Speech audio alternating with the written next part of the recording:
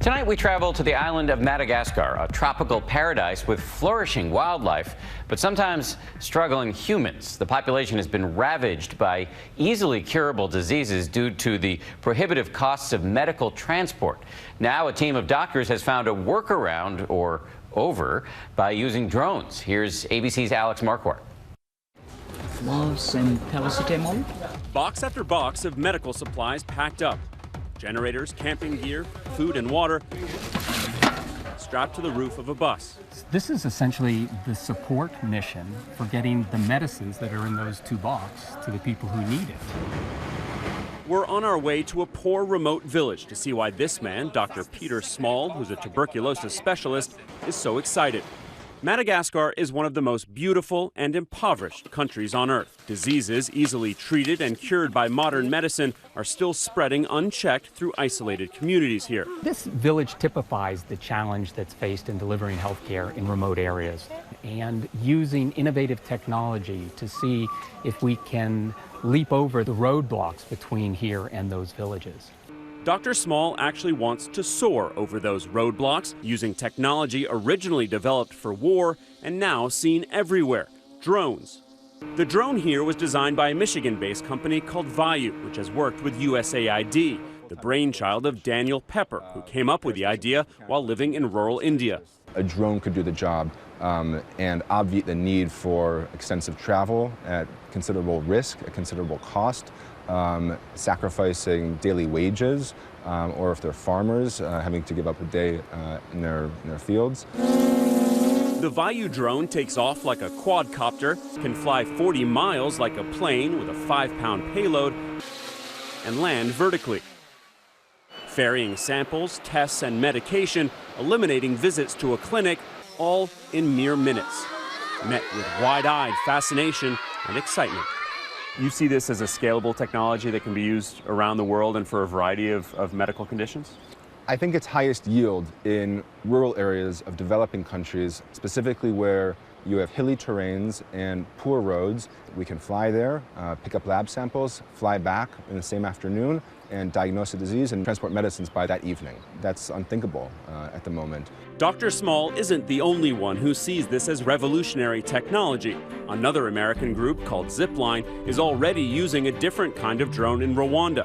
It doesn't land, but parachutes life-saving emergency supplies into distant areas, like the one we're on our way to visit. The night before, we watched how they planned for these missions. What they're doing here is using Google Earth to zoom in on these tiny little villages, literally finding the exact spot where these drones are going to land. That's a no-fly zone. I don't like that. Madagascar is ravaged by tuberculosis. More than 13,000 people died of it in 2015, and around the world, 1.8 million, with millions more undiagnosed. The disease, which primarily affects the lungs, is very treatable if people have access to care. First question everyone asks is, what's it going to cost? Evidently, if you're flying a bomb into a village, money is no object. But if you're delivering life-saving medicines, suddenly you have to do it for practically nothing. $25,000 to be exact. We cross a river and wind through fields down to a village called Ankozotsara, meaning nice tree. 60 mud huts with around 300 residents. It looks incredibly removed in time, and from an infectious disease standpoint, they're still battling diseases of antiquity like plague. A warm but wary welcome from the village children. These are geese? Goosey? Oh. Geesey? People here have died of tuberculosis before. There are now 2 known cases and 5 more suspected cases. The villagers gather so the health team can explain that they'll be carrying out tests and training, while a tent is set up as a makeshift doctor's office to collect saliva samples. 16-year-old Mauricien is one of the suspected TB cases. He has like chest pain, and after that there is a blood who comes out when he cough. Yeah. He tells the team he hasn't tried to get treatment, that he drinks sugar water for the pain. So he is missing school and he's missing work because of these symptoms. Yeah. We go home with him to see what his living conditions are like. And it's immediately clear what the problem could be. 8 people live in this house, including Mauricien and his mother, both of whom are suspect tuberculosis cases. Every house in this village is like this one, where they have an open fire. Here they're cooking for dinner.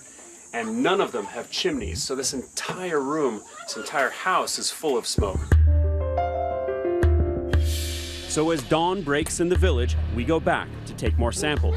See if he can bring something up deep in his lungs and spit it into the tube. I don't see blood in this specimen, but this is not a normal thing for someone to cough up. This has me worried. Down the line, you're hoping that they can take the sputum themselves, stick it on the drone, and send it back. In a future world, I think there'll be somebody in this village who can recognize someone who might have TB, call in a drone, collect the sputum, and send it back.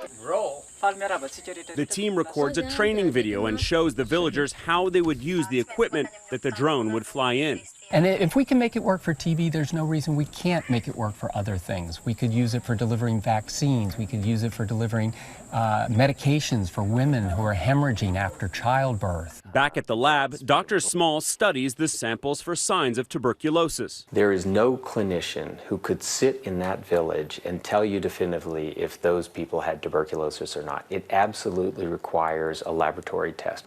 After more tests, he finds that thankfully neither Mauricien nor his parents have TB. Beyond the hurdles of poverty, education, and technology, we saw for ourselves just how simple the obstacles can be. As if this project isn't complex enough, the drone can't fly in all this pouring rain, which is so common in this country. You can have all the modern technology you want, but it's often no match for Mother Nature.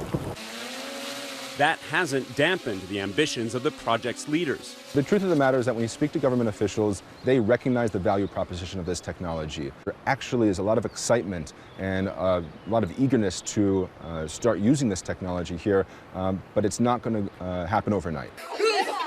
The excitement for all involved so obvious, so contagious. This potential revolution is far more than a flight of fancy. For Nightline, I'm Alex Marquardt in Ranamafana, Madagascar.